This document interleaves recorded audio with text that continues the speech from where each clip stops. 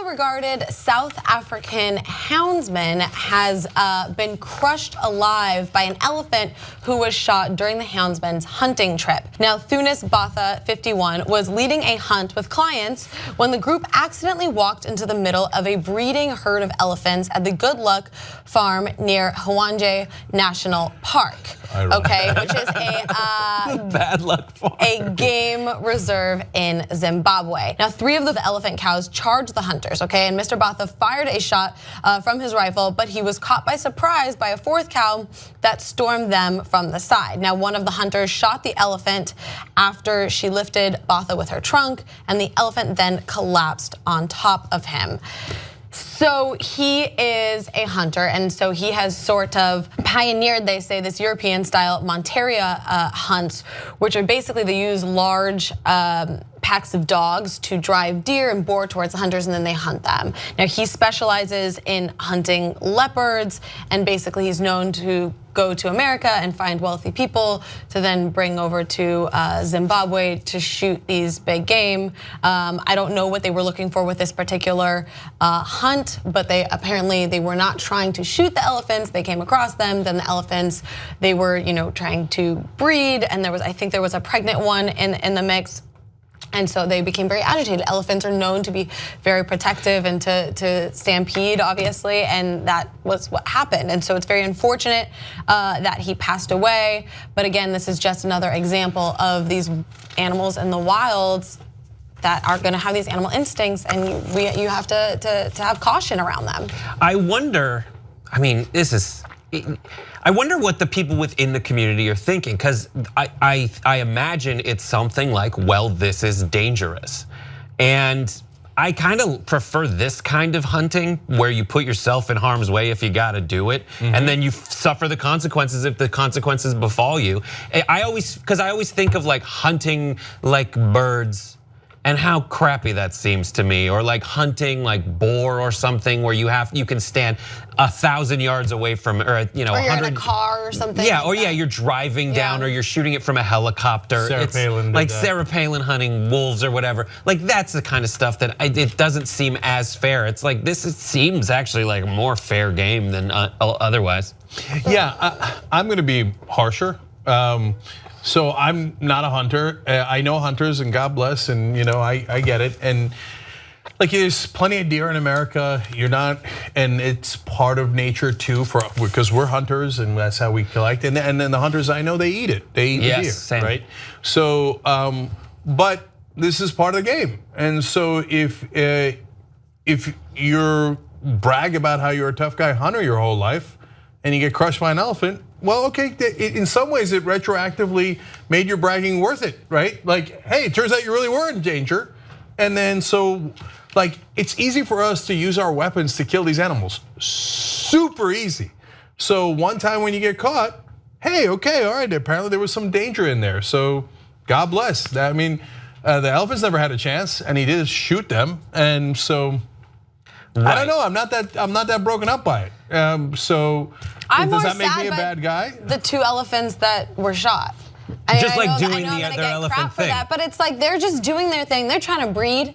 You know what I mean? They're trying to get it on. How would you like it if you were in the middle of breeding and some bitch breaks into your house and goes, I'm a houndsman, that's okay. And then you got shot. Like you're like, get out of here. And then they just start shooting. Look, I understand that like there's like the hunter-gatherer in it, and I get that aspect of it. And if you are like hunting to eat, I can sort of rationalize it.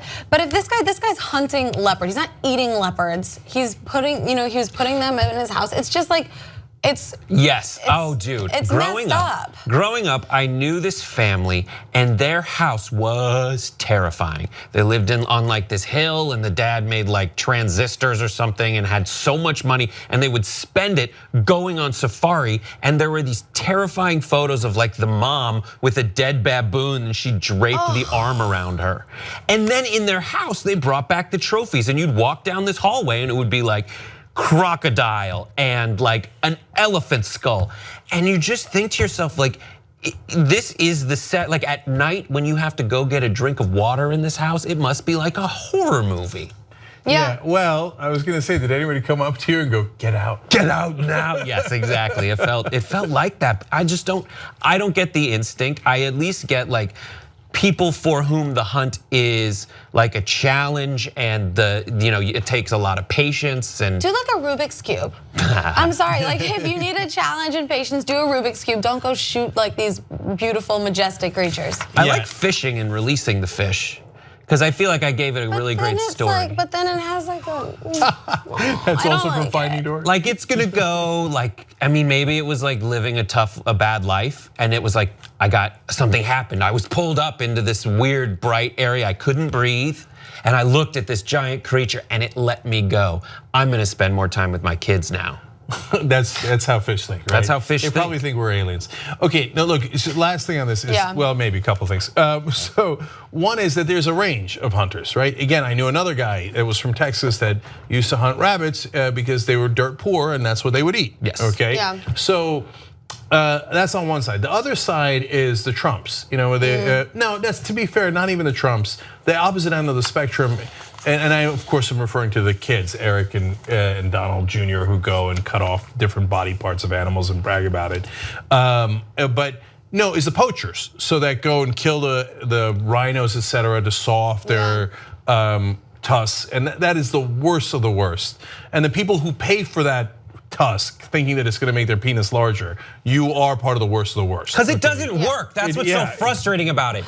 You're guaranteed that it will, and it just doesn't. I think there needs to be a change in the way that we talk about it, because it's still called a trophy. And even like when we're talking about it, we're talking about these animals that they bring home as trophies. But if you talk like a rotting carcass, like people might not be as like excited to do it. Like I framed a rotting carcass. Right, like an expert who knows exactly how to put you in a position to kill this animal takes you to that position and you kill the animal. That's like the trophy that those people probably complain about that everyone gets at the AYSO. It's the same thing. Yeah, and look, finally, if you're going to hunt leopards or wolves or something along, not something you're gonna eat, right? But you're doing it for games, so you could win a trophy, et cetera. You at least have the decency to do it with bows and arrows, knives, et cetera. I mean, shooting it from a distance with a like a sniper with a rifle, what is that? That's fun. That's fair. That's not fair, right? Yeah. So my point is, you have nothing to brag about. Now you go kill a cheetah with your bare hands. Yeah. Mom, hey brother, you got me on that one. Nice work. Okay. Hand-to-hand combat. That's how hunting should be. Right. Paw to hand. So and look, last thing is that this guy, he's got a family. So of course I feel bad for his family and stuff. And look, you can actually argue that he was a hunter to be more respected, because apparently he was endangering his life, right? And that wound up costing him his life, because he was more of a sportsman and taking more risks than other people sitting miles away shooting at the animals, right? So if that's any solace to you guys, then credit to him on that. But you can't say that you want credit for being a great hunter and then say like it's an outrage that a hunter would ever die. You can't have it both ways, especially if you're called a houndsman. Membership helps fund the Young Turks. You know one great thing about that? That means we're not accountable to anyone but you guys. That's why we're strong together, because we built this show around you. Come build it even bigger and better at tytnetwork.com/join.